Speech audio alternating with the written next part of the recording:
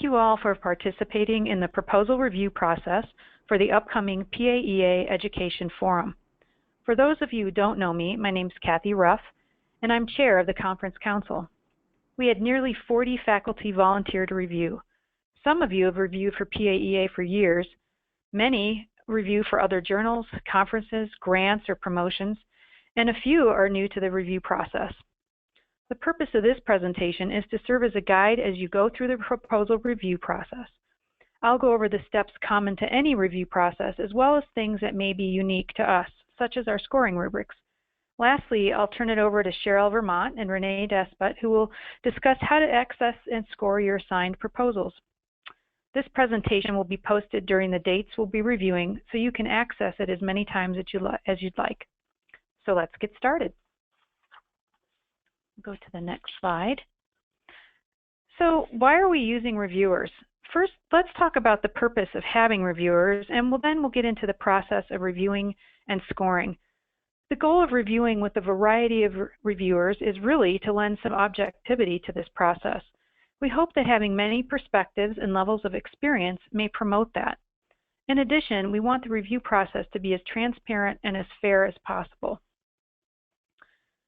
Next slide. As I mentioned earlier, you, as reviewers, bring a wide range of experience to the review process. Not only does this group come from all over the country, but you hold a variety of roles within a variety of institutions. Based on this, we built review teams to ensure a mix of experience levels while taking your preferences into consideration. Each of you will be a part of a 3 to 5 member review team. And if you're reviewing research posters and briefs, your team lead will be a member of the Research Council. If you're reviewing educational topics, your team lead will be a member of the Conference Council. Your team lead serves as your guide. He or she will contact you to set up a time to discuss any questions or concerns that you might have about the process and may ask you to review a sample proposal as homework. This will allow your team to compare and contrast how each of you scored a sample before moving forward with scoring this year's submissions. Now that we know the basics of the review teams, let's discuss your role.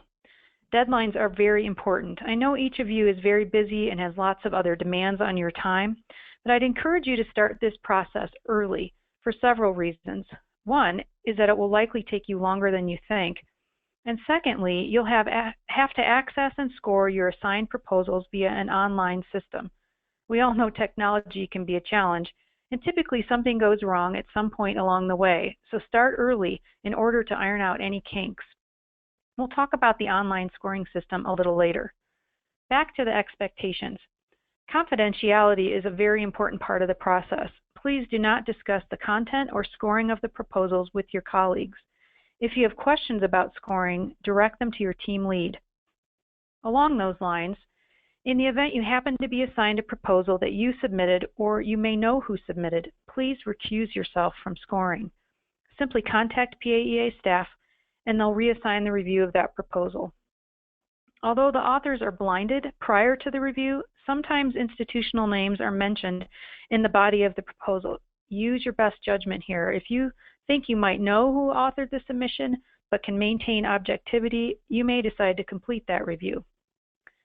In addition to conflicts of interest, we recognize this as a time commitment. If for any reason you do not feel you can complete the reviews, please let us know sooner rather than later so that we can make adjustments. Forgot you had a vacation scheduled during this time and you don't want to review on the beach? That's fine. Just let us know. It's a professional courtesy to PAEA, your review team, and those that may need to assume more review responsibilities. I'll keep mentioning this, but please use your team lead as a resource. They all have years of review experience and can assist you with any scoring obstacles you may encounter. Obviously, this is a big responsibility, so what's in it for you? Your participation in this process allows you to have a voice in what presentations will be scheduled at the 2017 forum, while you're learning more about what makes a strong proposal. Plus, the review process is something that can be applied to other aspects of what you do, from peer review to grant review and many other things. Hopefully, this will be a great experience for you. The forum is the only PA-specific education conference in the country. Your role is very important in determining its content. So let's talk about your responsibilities a little bit more. So where to start? I've broken the process down into 5 steps. First, it's nice to know the timeline. You can find this information on the forum website. Under the Call for Proposal tab, it lists the submission deadline, as well as anticipated timeline for review and acceptance of proposals. I'll repeat the deadline information on a summary slide near the end of this presentation, but in case you don't already know, the call closes April 3rd. This team will get the proposals for review on April 7th. Before then, take an opportunity to review the proposal guidelines. They outline the expectations for submissions, and we created scoring rubrics around these expectations. So they're not only a great resource for you as reviewers, but also for the authors. Many reviewers like to have a copy of these guidelines readily accessible while reviewing and scoring their assigned proposals. You might want to print them off or pull them up while you're reviewing so you can refer to them regularly. Step 2.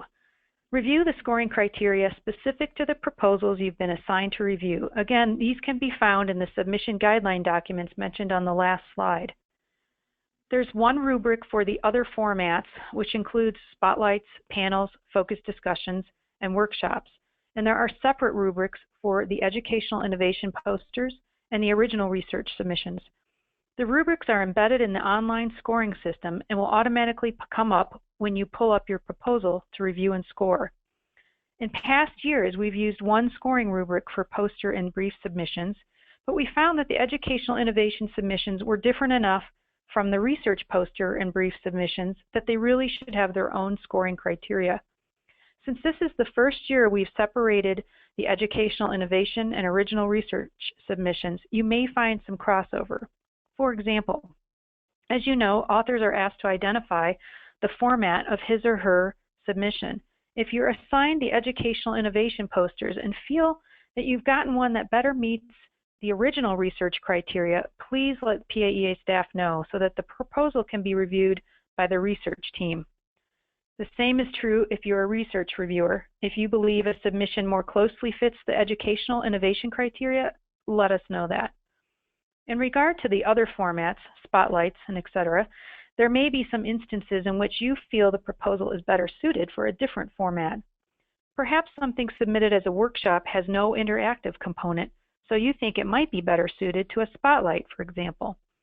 Please complete the scoring on these proposals. There's no need to let PAEA know about this, and we'll talk a little more about that when we talk about scoring. So, what is the purpose of this review? Through posted webinars and the submission guidelines, we've really tried to emphasize the 3 things that are listed here. Consider how you would assess your own program's potential student applicants. You want a student who follows directions and provides you with the information you requested. Meeting that criteria might help guide you in determining whether or not to invite them to an interview. Admittedly, the applicant could be wonderful on paper and less of a fit for your program once you meet them. Similarly, a clear, concise written work doesn't always lend itself to a clear presentation. However, it's what we must go by to determine potential quality. It is incumbent upon the author, just like it is a potential applicant, to provide us with the information we need to make an objective evaluation. And we use scoring rubrics to help us be even more objective and to provide a quantitative measure.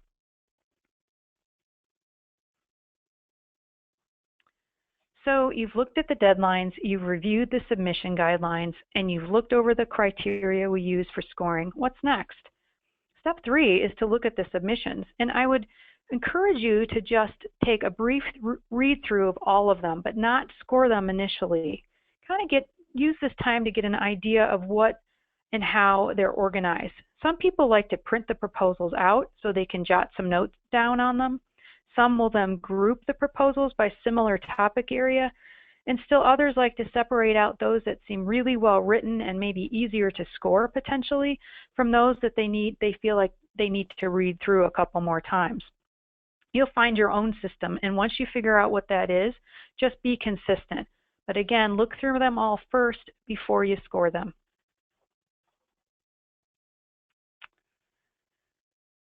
So you've done a quick review, and maybe you've set them aside for a little bit. Perfect.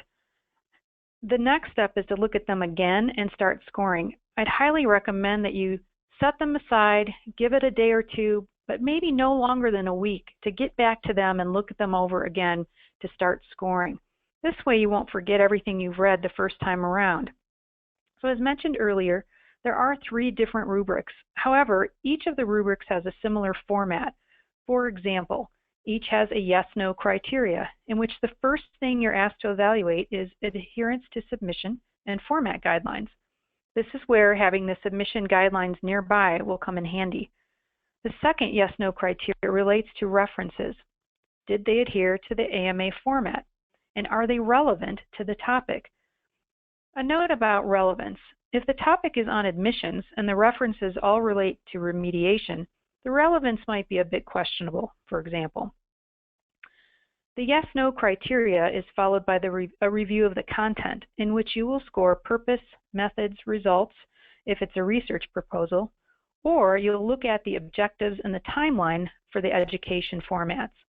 Relevance to PA education is in all of the rubrics, as is the professional composition.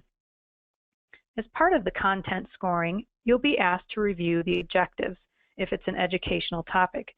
These should clearly articulate the expected outcomes of the session. In addition, you'll need to make a judgment about whether or not the proposed objectives can be completed within the given time frame. Is this a spotlight with 9 objectives? Is it a workshop with no interactive component? These would score lower potentially. Or do you have a proposal in which the author is very clear on how they will utilize their time? You'll also want to ensure that the body or the description of the proposal is supported by the learning objectives.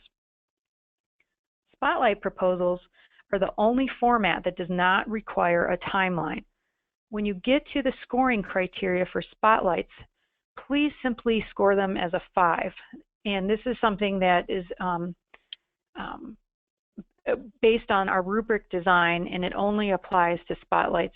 We don't want to punish any of the authors for not having a timeline when we didn't ask for one, so simply score spotlight timelines as 5. For research, the content scoring section relates to the sections of the proposal: purpose, methods, analysis, etc. The purpose should clearly identify the reason for the research. Why is this an important question? What do you want to know? The method should relate to how the work was conducted. It's like the recipe. So if someone wanted to repeat the research, they would review their methods in order to determine how best to repeat it.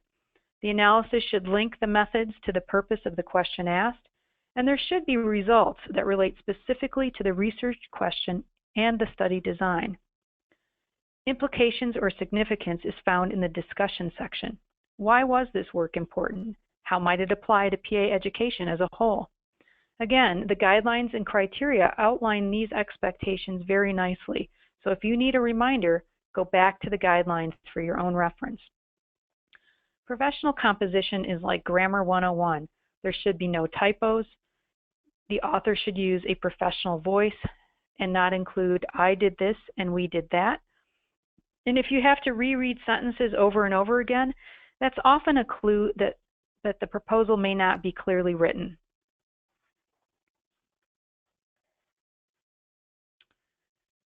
Each proposal does have a total score, and the total score will be calculated by the online scoring system. The research score maximum is 47, and the pedagogical maximum score is 36. Each scoring area is anchored with descriptive statements. Points may vary a bit between the rubrics, but in general, the format and the scoring ranges between 0 to 7 for each descriptor area. It's important that you read each descriptor in order to more clearly identify the best score. The descriptors are there to help you score more objectively, and they relate specifically to the submission guidelines and criteria.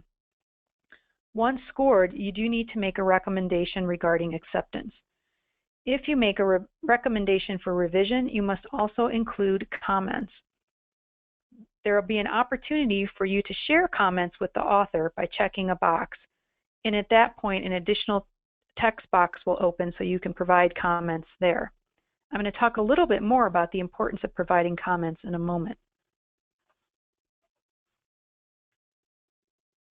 All right, what happens when there's a scoring discrepancy? So let's say that your proposal, on the proposal you review, receives a score of 14 out of 36. This is a pretty low score, but you recommend that it's accepted.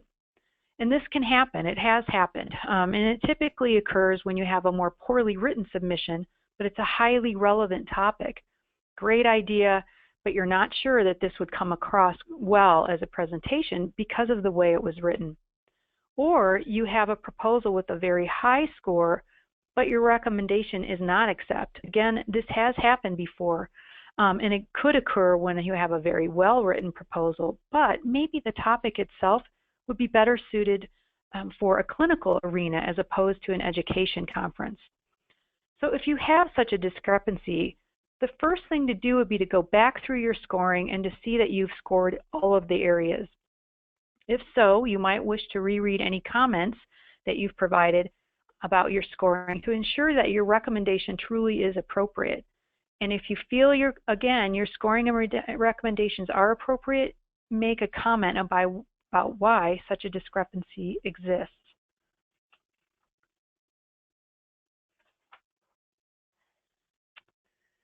So we all know that there will be a range of scores. Perfect scores are very rare, just like a score of 0 would be very rare. If you feel like either of these scores, a perfect or a 0, might truly be warranted, you need to document your justifications completely. And this is really important. After you've looked for any scoring errors, please provide clear reasoning for your decision. I cannot tell you how valuable the comments are to the conference council, as well as to those authors who seek feedback regarding his or her submission. Be constructive and clear. Think of it like writing an assessment for a clinical note. This is the section where your reasoning is explained in such a way that others have a clear, objective understanding of your thinking. Even if you don't have a scoring discrepancy, comments are unbelievably valuable. Again, to the conference council, as they look at the content of the forum overall, it helps guide us in terms of why we should select or not select things. So please comment. It's super, super helpful for us.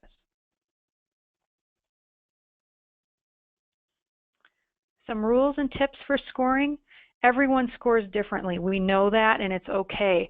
The most important thing is that you are consistent in the way that you score. You're going to create your own methods of how you want to go about scoring, but just be consistent from one proposal to the next.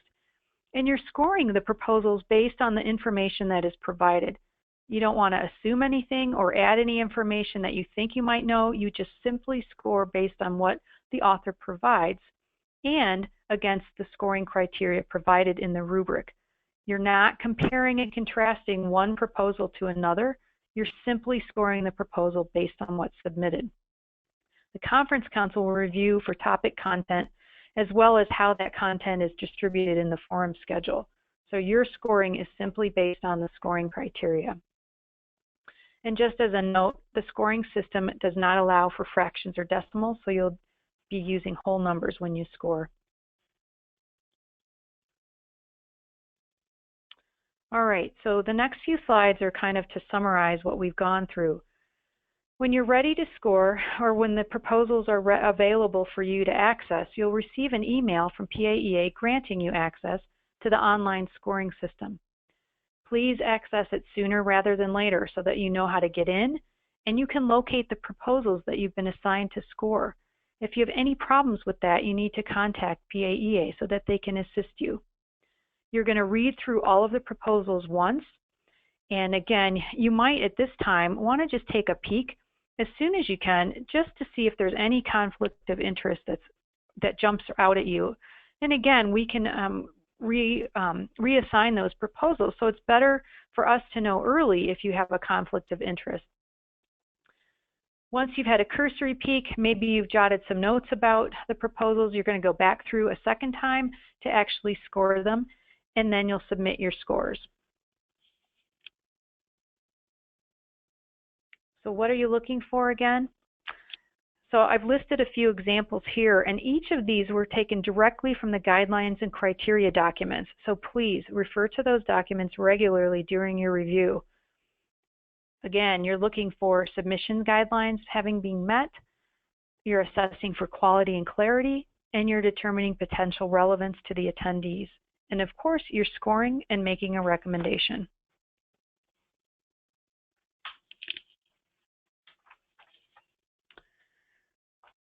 So here's some information about who to contact. I would point out to you that the scoring system will register when you access it and how much progress you made on your reviews. If you don't access at all, or if you've not submitted any scores, you will get periodic reminders to do so. Please don't forget that you have a team lead. Certainly any questions regarding a conflict of interest or conflict of time or anything related to the scoring system, or if you think you have a research proposal that would be better suited for a different format, those need to go to the PAEA staff. But any questions about scoring itself and the process of scoring should go to your team lead.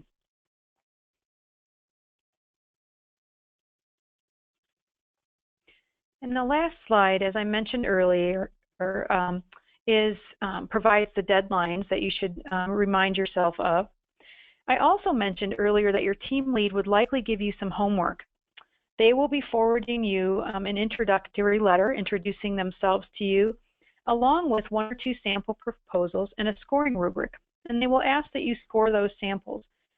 Afterward, they'll follow up with you in order to discuss not only how you scored the samples, but how other members of your team may have scored them as well. And they can address any questions you have about the process at that time.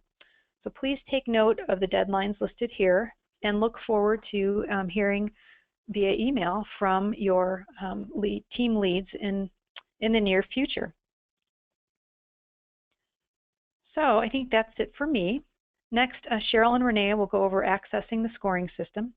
And on behalf of the Conference and Research Council, many, many thanks for your hard work, your dedication, and your commitment to ensuring the success of the forum. Cheryl? Thanks, Kathy. That was awesome. So we are going to take you through jumping onto the site. Renee, like Kathy mentioned, is going to email all of you a link. That will be a specific link for you. So it won't be that we send one link and everybody accesses. You get your own personal link. If you've never, even if you logged in the system, if you logged in the system and you've submitted something, then you'll see that you'll automatically go in just like this screen. If you've never been in the system before, you didn't submit this year, then you'll need to create a password and have your computer remember it and all that fun stuff. So you'll come onto the main dashboard. Dashboard will be your friend where you see dashboard, and you'll see the reviews to your right. Those will be all the ones you'll be assigned. So in this case, it has 29. And then it'll say on the side whether it's a poster, a research brief, and I apologize, but there aren't many in the system, and some of them are mislabeled at this very moment. But what you'll see is whether you've had any progress at all. You'll see your 0% or 100%, or maybe you saved it halfway through and you have 50%. So once again, like Kathy said, these are all confidential, and these are real rubrics, so I am looking at them fresh. And you will click on the one that you like. Your first thing you'll see is submission on the side. That will be the actual submission with the format type, the session title, whether it was a committee or council presentation, the description for the final program, topic of importance, qualifications, as well as you will see objectives, which was on there a little bit ago, and then you will go to your, don't worry, we'll have this ready next week, your review form. Your review form is the thing you fill out. Like Kathy said, conflict of interest, very important. You click this button, but also please email Renee as soon as possible so that we can actually get that reassigned. It doesn't, the system does not automatically email us and let us know that there was a conflict of interest. So the next step is whether you're a review team leader. You will know because you'll be on the conference council or the research council that you're a team leader. If you are, you have an additional couple questions here, and we ask you to click yes. Otherwise, please click no and move forward. Like Kathy said, you'll be answering all the rubric questions. You'll see the drop down, and you choose the number you'd like.